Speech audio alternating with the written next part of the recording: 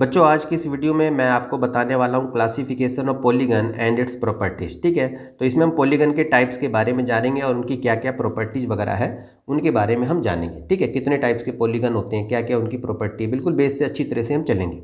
ठीक है, 8वीं क्लास की मैथ की बुक में ये चैप्टर आपको देखने को मिलेगा बेटा। ठीक है, अंडरस्टैंडिंग क्वाड्रिलेटरल। और मैं कहता हूँ कि ये उन बच्चों के लिए भी यूजफुल है जो बच्चे जो है पॉलीगन को सीखना चाहते हैं। ठीक है, तो आइए शुरू करते हैं। सबसे पहले तो बेटा हम क्लासिफिकेशन करते हैं। पहले क्लासिफिकेशन करने से पहले ना हम पॉलीगन के बारे में जानते हैं कि भाई पॉलीगन होता क्या है। ठीक है भाई, पॉलीगन क्या, अब तुम सबसे पहले समझो बेटा, पोली का मतलब होता है मैनी और गॉन का मतलब होता है साइड। तो वो फिगर जिसमें मैनी साइड होती हैं, तो पॉलीगन की डिफाइन क्या होती है, तो मैं चलो यहाँ लिख देता हूँ। देखो, अब पॉलीगन बाउंडेड बाई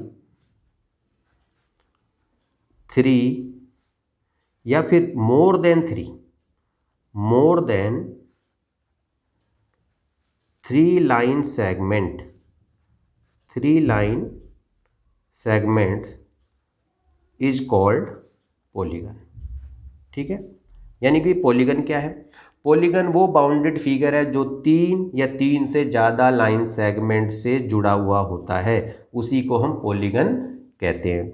तो कुछ मैं यहाँ पर फिगर आपको बता कर दिखाता हूँ। देखो भाई, 3 तो यानी कि ट्रायंगल होता है, 4 यानी कि आप देखते हो क्वाड्रिलेटरल होता है। इसी तरह से बढ़ते चले जाओ, पेंटागन बनाना है आपको। देखो 1 2 3 4 5, तो ये तो बेटा आपका पॉलीगन होता है, ये पॉलीगन की डिफाइन है। ठीक है ना, चलो जी, अब हम इसको जरा इसके टाइप्स वगैरह को पढ़ लेते हैं, यानी कि टाइप्स ऑफ पॉलीगन। ठीक है ना बेटा, बेस से चलेंगे बिल्कुल अच्छी तरह से। पॉलीगन की हर डिटेल आपको मैं बता दूंगा, हर प्रॉपर्टीज आपको मैं बता दूंगा। यदि वीडियो अच्छी तरह से देख ली तो पॉलीगन के हर कॉन्सेप्ट को आप अच्छी तरह से समझ जाओगे। ठीक है भाई, देखो भाई, पॉलीगन के टाइप्स, तो सबसे पहला देखो टाइप्स हमारा होता है कि मैंने बोला ना कि बेटा सबसे पहले क्या है, देखो पॉलीगन बाउंडेड बाई 3, यानी कि 3 लाइन सेगमेंट वाला, और 3 से जो ज़्यादा लाइन सेगमेंट से फिगर जो बाउंड होता है उसी को पॉलीगन कहते हैं हम। तो सबसे पहला जो पॉलीगन होता है ना, वो बेटा हमारा ट्रायंगल होता है।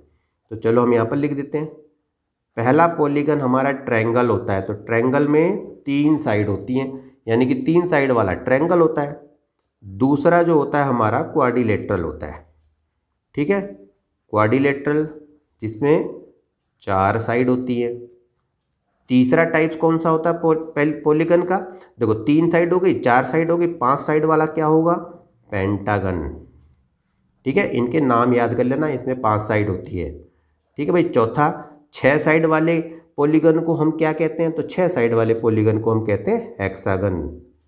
ठीक है, ये 6 साइड वाले को हेक्सागन कहते हैं। फिगर बेटा खुद बना लेना इसमें। ठीक है ना, अब जैसे ट्रायंगल, क्वाड्रिलेटरल, ये तो आपको पता ही होगा। ठीक, 7 साइड वाले को क्या कहते हैं, हेप्टागन, इसमें 7 साइड होती हैं।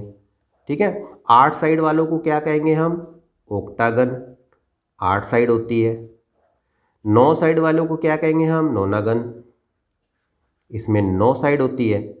और 10 साइड वालों को क्या कहेंगे हम, डेकागन। ठीक है, इसमें 10 साइड होती है।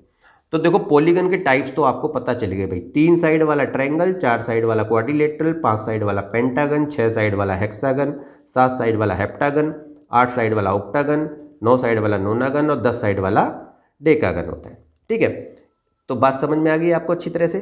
तो 10 को, यानी कि ये 10 कह रहा हूँ मैं, कहने मतलब ये 8 टाइप्स के आप देख लो, ये हमारे पॉलीगन हमारे होते हैं। ठीक है ना, अब बात करेंगे बेटा कि कॉन्वेक्स पॉलीगन क्या होता है और कनकेव पॉलीगन हमारा क्या होता है। अब देखो बेटा, अगला टॉपिक हमारा क्या है, यानी कि अगला कॉन्सेप्ट हमारा क्या है भाई, convex polygon.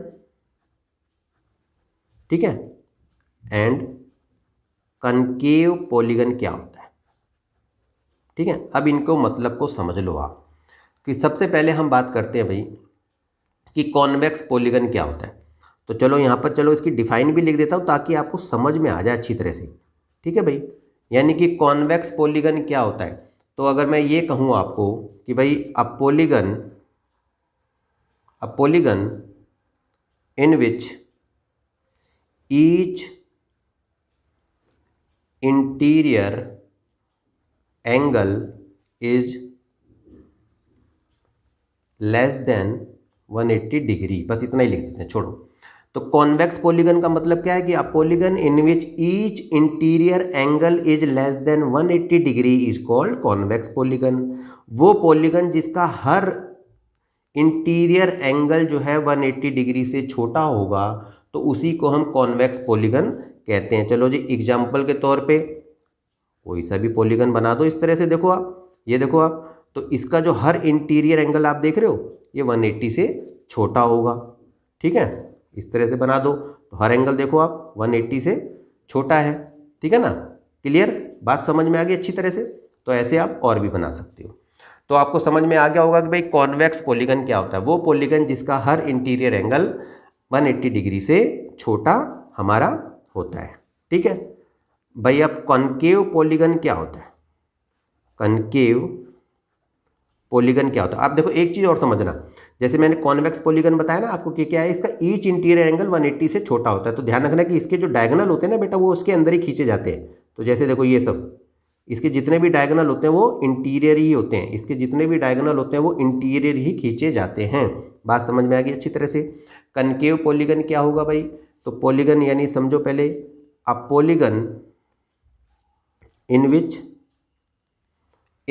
at least one interior angle is greater than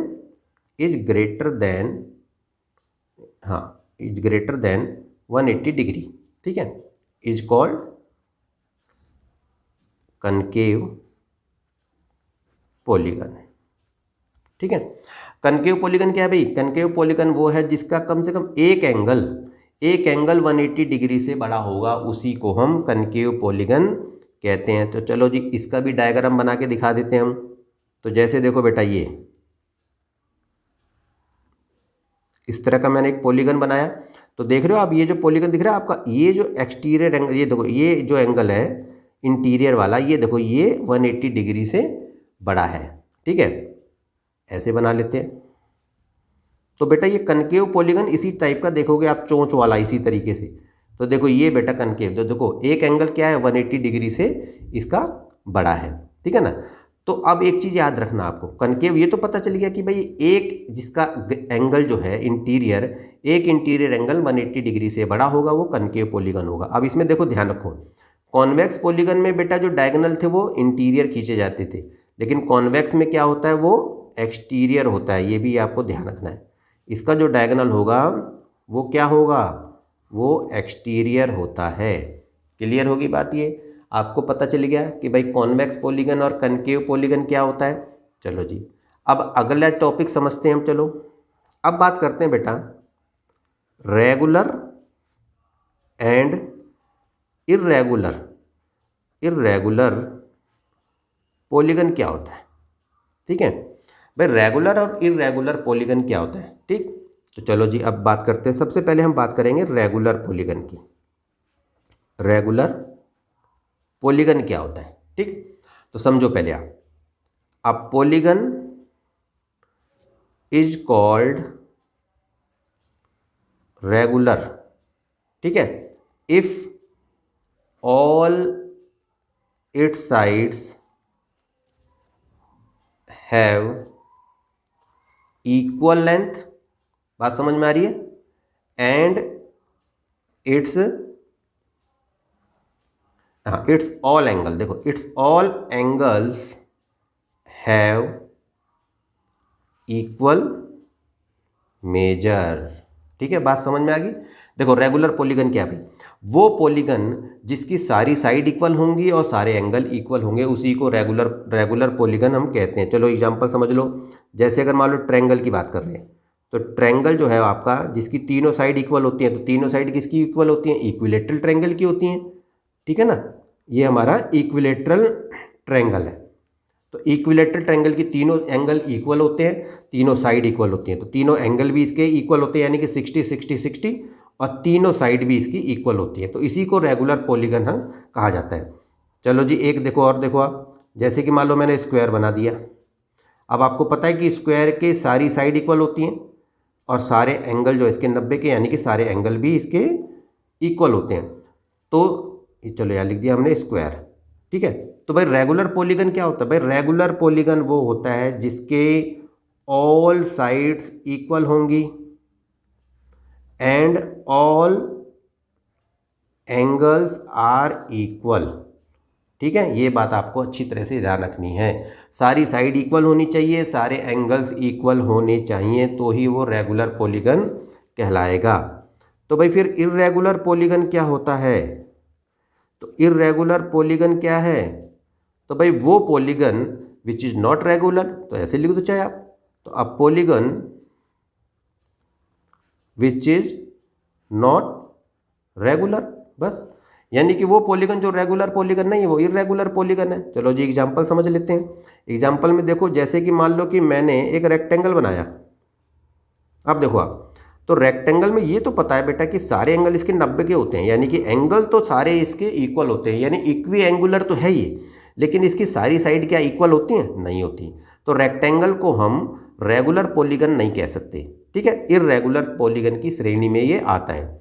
इसी तरीके से अगर मान लो जैसे रोम्बस की बात करते हैं, चलो अब जैसे रोम्बस में आप देखोगे तो रोम्बस में तो सारी साइड इक्वल होती हैं, क्लियर, सही बात है, सारी साइड इक्वल होती हैं। तो क्या इसके सभी एंगल इक्वल होते हैं? नहीं होते जी, ठीक है ना। तो ये है हमारा रोम्बस। तो रोम्बस को भी हम रेगुलर पॉलीगन नहीं कह सकते।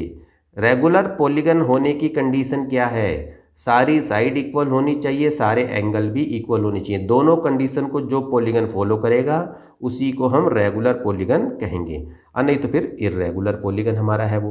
बात समझ में आ गई? तो देखो बेटा, इन रेगुलर पॉलीगन में क्या क्या कंडीशन जैसे मैंने बताई आपको, देखो all sides are equal in length होनी चाहिए, all interior angles are equal होने चाहिए, और all exterior angles are equal होनी चाहिए। ये तीन बातें, ये तीन कंडीशन पूरी होनी चाहिए, ठीक है। तो आपको ये भी पता होना चाहिए बेटा, जो रेगुलर पॉलीगन होता है ना, यानी कि ऑल रेगुलर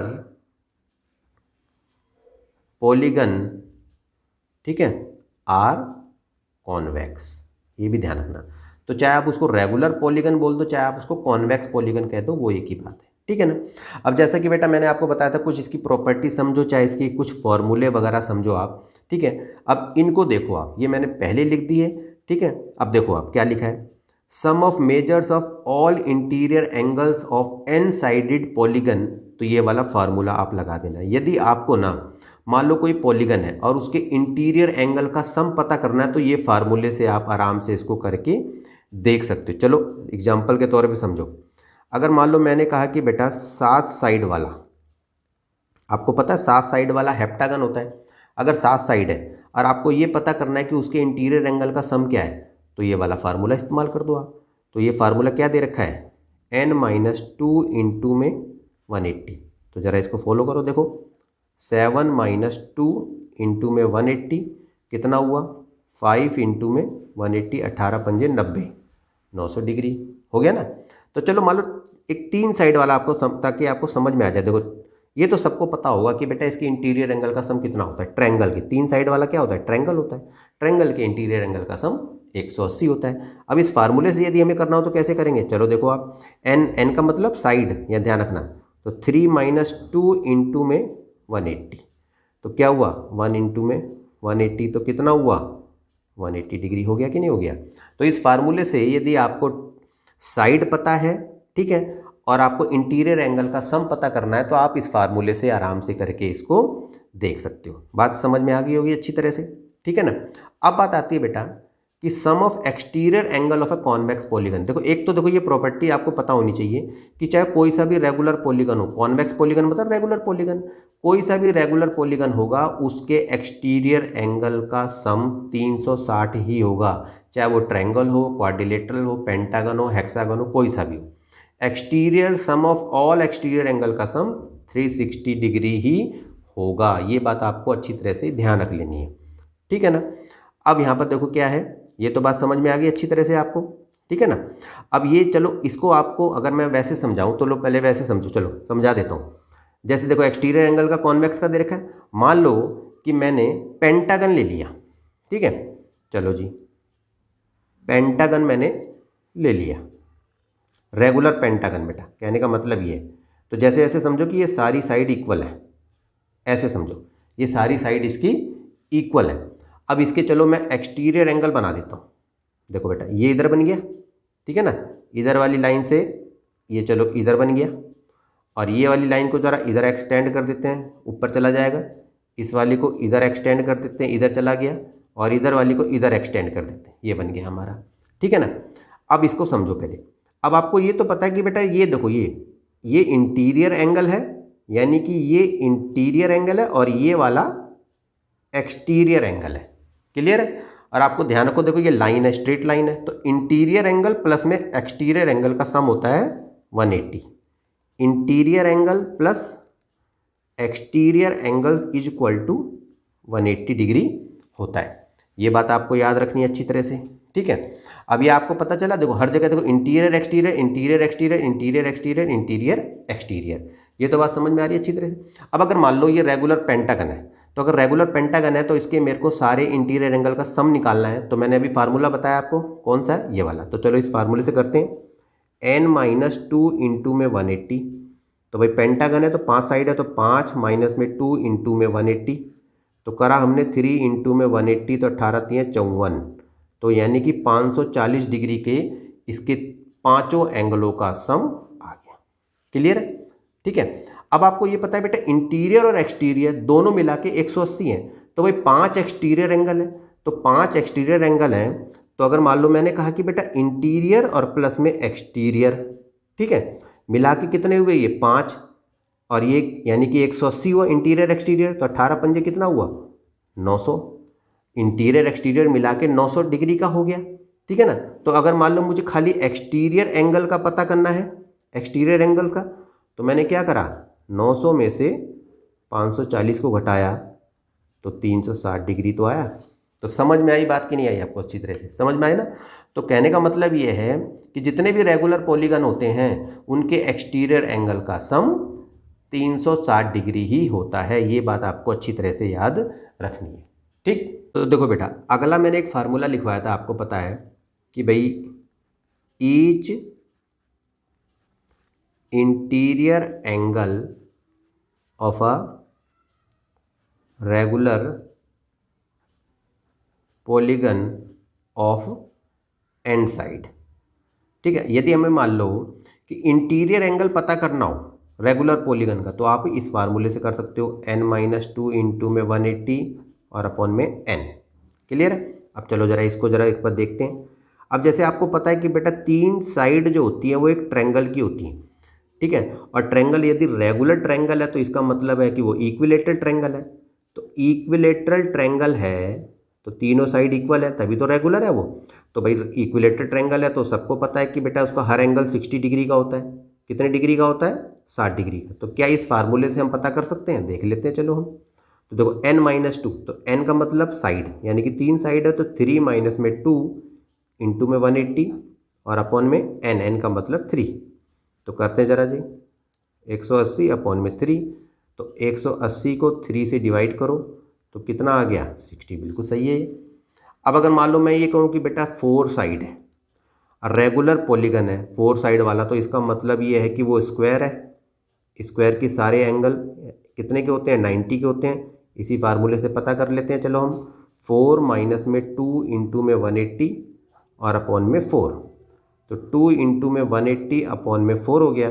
2 से काटो 2 पे चला गया, 2 से इसको काटा 90 पे। हाँ तो बिल्कुल सही है। तो आपको ये तो पता चल गया इस फार्मूले से कि ईच इंटीरियर एंगल अगर रेगुलर पॉलीगन का निकालना हो, साइड आपको पता हो, तो n-2 इंटू 180 अपॉन में n, इस फार्मूले से आप आराम से इसको निकाल के देख सकते हो, ठीक है ना।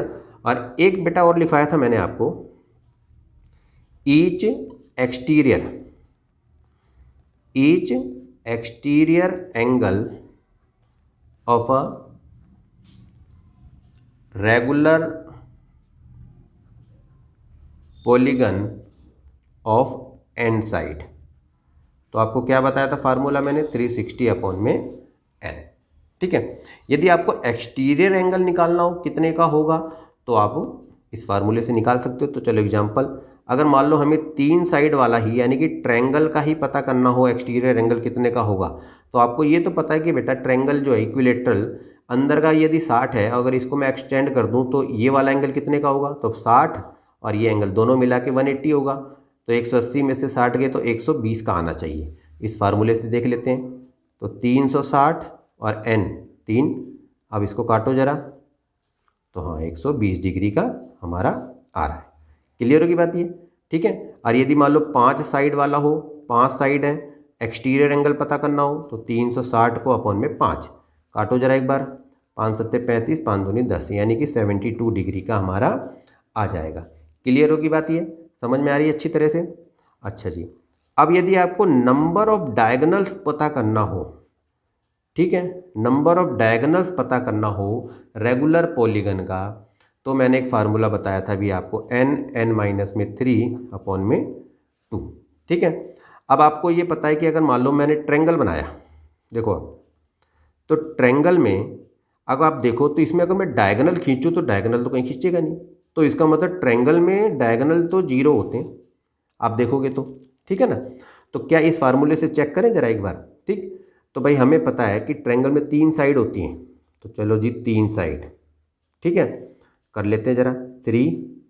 3 माइनस 3 अपॉन में 2, तो 3 इंटू में 0 अपॉन में 2, यानी कि 0 अपॉन में 2 यानी कि 0। हाँ तो बात तो सही है कि भाई ट्रायंगल के अंदर डायगोनल तो नहीं होते, ठीक है ना। अब अगर मान लो मैंने क्वाड्रिलेटरल बनाया, जैसे कि रेक्टेंगल समझ लो, अब आपको पता है कि इसके अंदर डायगोनल यदि मैं खींचूँ तो भाई 2 डायगोनल इसके अंदर आ रहे हैं, यानी कि 2 डायगोनल हम इसके अंदर खींच सकते हैं। तो चलो इसमें देखते हैं जरा इस फार्मूले के अकॉर्डिंग, अगर हमारे पे 4 साइड है तो इस फार्मूले के अकॉर्डिंग हम नंबर ऑफ डायगोनल पता कर सकते हैं। चलो जी 4 माइनस 3 अपॉन में 2, तो 4 इंटू में 1 हो गया अपॉन 2, काटा हमने 2, तो यानी कि 2, बिल्कुल सही है। तो यानी कि इस फार्मूले से आप नंबर ऑफ डायगोनल्स का पता कर सकते हो, ठीक है। तो जो भी बेटा इसकी प्रॉपर्टीज़ थी, इसकी क्लासिफिकेशन थी पॉलीगन के बारे में, जो भी बेसिक बातें थी वो मैंने आपको बताई, ठीक है। वीडियो यदि आपको पसंद आई हो तो बेटा इसे लाइक करना, कमेंट करके बताना कि ये वीडियो आपको कैसी लगी है, कि इंपॉर्टेंट काम वो है चैनल को सब्सक्राइब करना, ठीक है। तो बेटा आज के लिए इतना ही, मिलते हैं आपसे नेक्स्ट वीडियो में, तब तक के लिए ओके।